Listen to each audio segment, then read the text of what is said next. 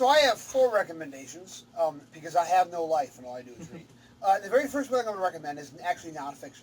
It's called 8 Days in the Woods, The Unauthorized Story of the Blair Witch by Matt Blasey.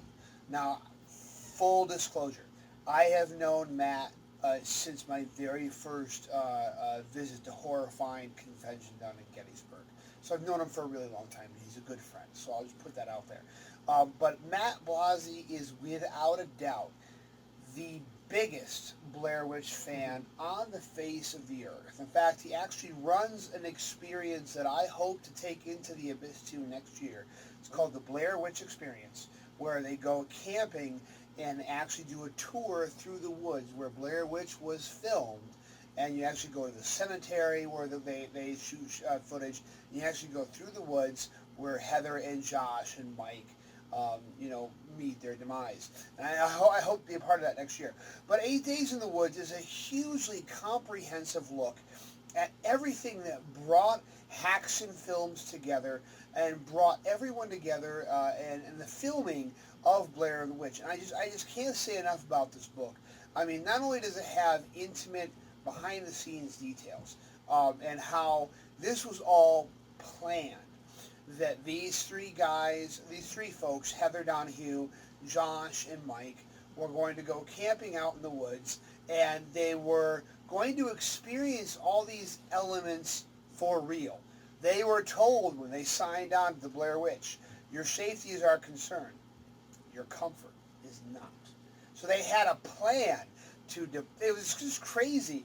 But I would recommend, if you're a huge Blair Witch fan, this book is a must read because you're going to get all this information. It's just fascinating, and it's fascinating to think that all of these found footage movies we have now, they exist because of the Blair Witch Project. So 8 Days in the Wood by Matt Blasey. My second recommendation, I just finished this book today, is called Shades by Jeff Cooper and Brian Keene. Now, this book has been out of print for a really long time. It was a Cemetery Dance limited edition hardcover, and I missed the boat on this because it came out as I was making my entrance into the horror genre.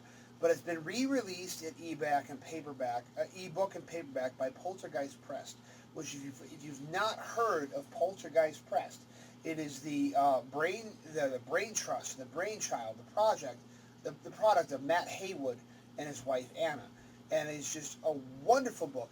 Shades is a co-written by Jeff Cooper and Brian Keene.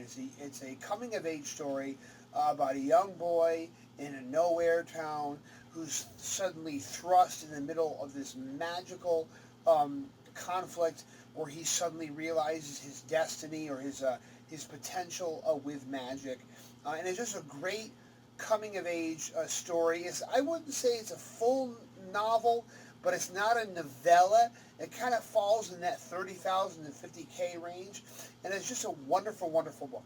Okay, the next one is, seeing as how we're talking about Matt Hayward, is What Do Monsters Fear by Matt Hayward, also published by Poltergeist Press. And I know, so let's acknowledge the elephant in the room. Matt Hayward and his wife run Poltergeist Press. So Matt has published his novel through Poltergeist Press. I learned about that pink elephant over there. What? Wrong elephant. Anyway, is that a sign that this novel isn't up to snuff because Matt published it through he and his wife's publishing imprint? Not at all. That's actually pretty common practice. Yeah, it's a wonderful novel about Peter Laughlin, who's a washed-up musician and guitarist. He's an alcoholic. He's a drug user, and he's just learned that his longtime friend and recent girlfriend is now pregnant with their child. And he's like, you know what? This is it. I either got to get clean or it's never going to happen. So he signs up for this very experimental, new agey retreat to get clean. Until he realizes that something stinks in Denmark. And he realizes this retreat to get clean, that is not their goal at all. Their goal is to try to use these addicts and druggies as vehicles to summon something into this world. So it's a really great novel. It's high-paced. It's fast-paced. this probably isn't a good comparison, but I kept thinking of it's not a straight one-to-one comparison, but I don't know. I think you guys ever seen Bubba Hotep? No, I Oh, really you first of all, you all have to go see Bubba Hotep right now. got our marching orders. This is a drug rehab center. Bubba Hotep is a nursing home. With Bruce Campbell playing a washed-up Elvis, by the way. But it's the same thing where people are going away to this place for rest and recovery, and they realize that something evil is preying upon them all. It's a great novel, so I recommend Matt Hayward, What Do Monsters Fear? I will. I might actually have a Matt Hayward book review in the near future. Oh, what are you reading right now? Well, look at that. I'm just hinting. Okay. So I'm also going to offer a classic for everyone. So I picked this up over vacation. We go on vacation, and every year we go on a big vacation. And those of you guys that know me know that my wife Google Maps activities. I Google Map the nearest used bookstores because it is my obsession to add. So I came across a collection called Lost Angels by David Shaw. Now, those of you guys who are in the know that David Shaw is known as the father of splatterpunk. Splatterpunk is not my chosen genre, but I had to grab it. And this collection is phenomenal because these stories are not splatterpunk. And I'm also talking about the used paperback edition because I think the ebook edition has some additional stories and is missing a story.